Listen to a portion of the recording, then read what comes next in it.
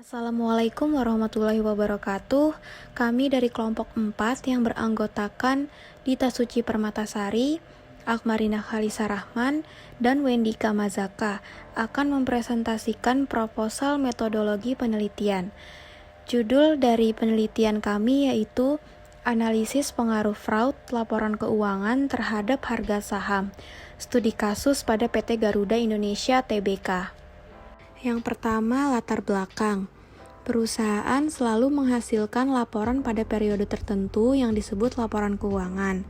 Kecurangan merupakan tindakan penipuan atau kekeliruan yang dilakukan oleh seseorang atau badan secara sengaja yang mengakibatkan timbulnya manfaat yang tidak baik kepada individu atau entitas atau pihak lain. PT Garuda Indonesia terbukti melakukan fraud berupa manipulasi keuangan untuk tahun buku 2018. Mengacu pada Albert dan Zimbelman tahun 2009, salah satu cara yang dapat dilakukan perusahaan untuk mencegah fraud yaitu dengan mengurangi peluang terjadinya fraud. Oleh karena itu, objek yang diteliti dalam penelitian ini adalah laporan keuangan perusahaan PT Garuda Indonesia Tbk. Alasan memilih perusahaan PT Garuda Indonesia Tbk karena perusahaan terbukti melakukan kecurangan atau fraud dengan memanipulasi labanya yang sangat meningkat pesat, sehingga hal tersebut menjadi berita yang buruk bagi para investor retail perusahaan. Rumusan masalah dari penelitian ini yang pertama, bagaimana fraud dalam laporan keuangan perusahaan berdampak pada harga saham dari perusahaan PT Garuda Indonesia Tbk, GIIA. Yang kedua, apa konsekuensi jangka panjang perusahaan apabila melakukan fraud laporan keuangannya. Dan yang ketiga, apa faktor-faktor yang mempengaruhi perusahaan melakukan fraud sehingga tidak memperdulikan konsekuensinya. Selanjutnya, tujuan dari penelitian ini yang pertama, menganalisis pengaruh fraud laporan keuangan terhadap harga saham dengan kode emiten GIIA. Kedua, menganalisis konsekuensi jangka panjang yang akan dialami PT Garuda Indonesia Tbk. Dan yang ketiga, untuk mengetahui faktor-faktor yang membuat perusahaan melakukan kecurangan pada laporan keuangan. Manfaat dan kontribusi penelitian. Di dalam penelitian kami ini terdapat dua manfaat dan kontribusi penelitian. Yang pertama, manfaat teoritis untuk pengembangan ilmu pengetahuan, di mana di dalam penelitian ini memperkaya pembuktian tentang pengaruh dari tindakan fraud laporan keuangan terhadap harga saham perusahaan, serta dampak yang akan terjadi setelah terjadinya fraud. Yang kedua, manfaat praktis untuk penyelesaian permasalahan. Dari hasil penelitian kami ini dapat digunakan sebagai acuan para stakeholder untuk mengetahui dampak dari kecurangan laporan keuangan terhadap harga saham perusahaan. Tinjauan pustaka. Di sini terdapat dua tinjauan pustaka. Yang pertama, penjelasan istilah atau konsep dari fraud, financial statement fraud, dan harga saham. Fraud atau kecurangan, menurut Romney and Steinberg 2012, yaitu tindakan untuk mendapatkan keuntungan yang tidak adil atas orang lain atau kelompok lain. Secara hukum dapat dikatakan kecurangan apabila hal tersebut merupakan pernyataan atau pengungkapan palsu, sebuah fakta material yang mendorong seseorang untuk bertindak, memiliki niat untuk menipu, dan ketergantungan yang bisa dibenarkan adanya korban. Financial statement fraud atau kecurangan laporan keuangan menurut ACFE 2016, yaitu tindakan yang disengaja atau sembrono, baik karena tindakan atau kelalaian yang pada akhirnya menghasilkan laporan keuangan yang menyesatkan. Rekayasa informasi keuangan ini dilakukan supaya kinerja keuangan perusahaan terlihat baik di mata stakeholder. Tindakan ini biasa dikenal dengan istilah window dressing. Harga saham menurut Jogianto 2011. Harga saham merupakan harga yang terjadi di pasar bursa pada saat tertentu dan harga saham tersebut ditentukan oleh pelaku pasar. Tinggi rendahnya harga saham ini ditentukan oleh permintaan dan penawaran saham tersebut di pasar modal. Yang kedua, terdapat penelitian terdahulu dari penelitian Elviani D, Ali S, dan Kurniawan R tahun 2020 ini tentang pengaruh kecurangan laporan keuangan terhadap nilai perusahaan ditinjau dari perspektif fraud Pentagon kasus di Indonesia.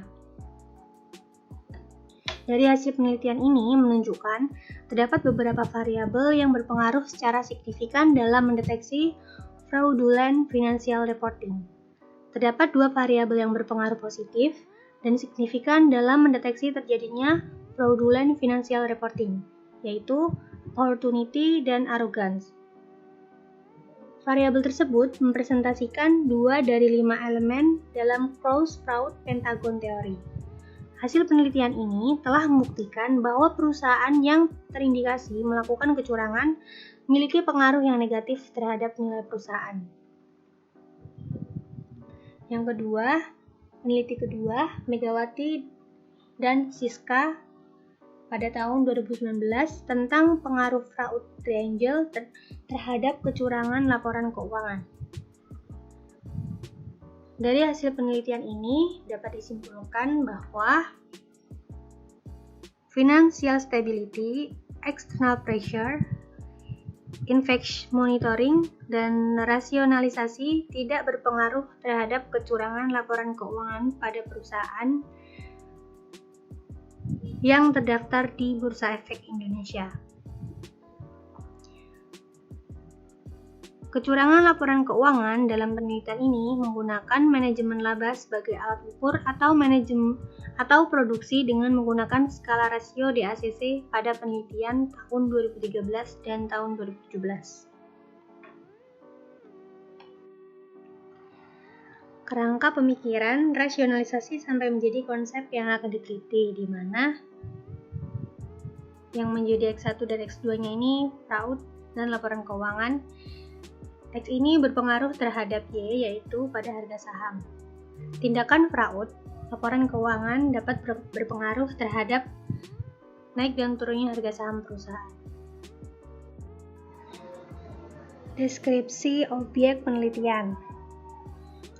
Di sini terdapat lokasi penelitian studi kasus kami. Penelitian ini dilakukan pada perusahaan PT Garuda Indonesia Tbk yang berupa laporan keuangan tahunan periode 2018.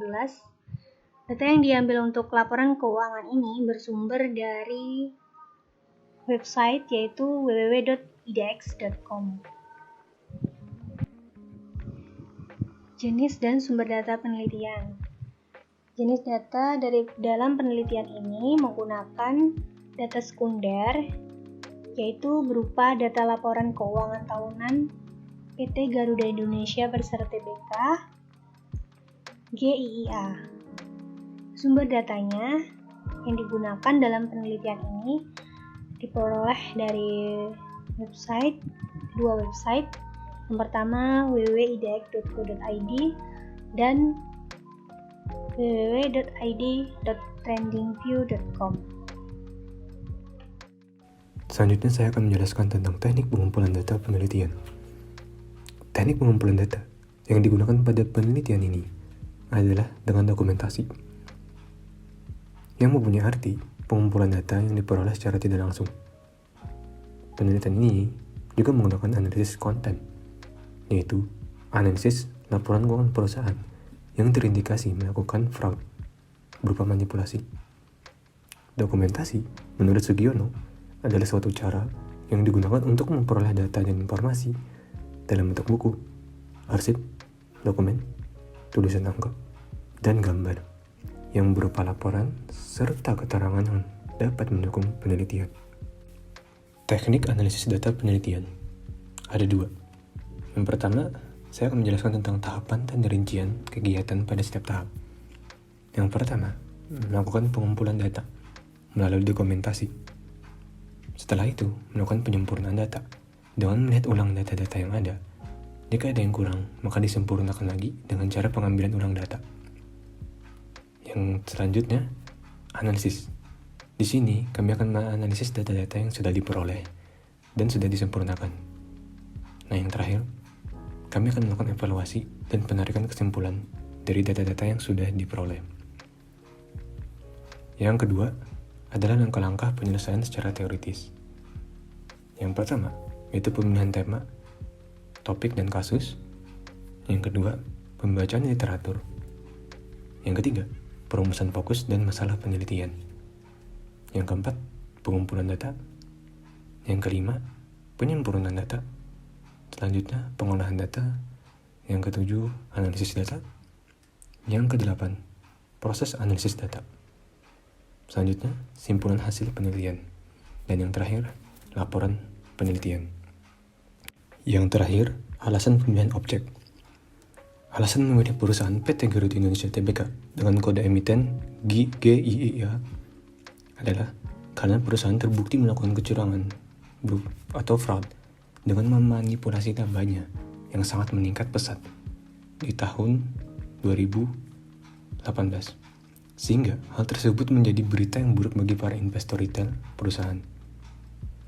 Terjadinya tindakan fraud yang dilakukan oleh PT Garuda Indonesia dapat mempengaruhi tindakan stakeholder atau para investor retail yang akhirnya akan berakibat pada harga saham.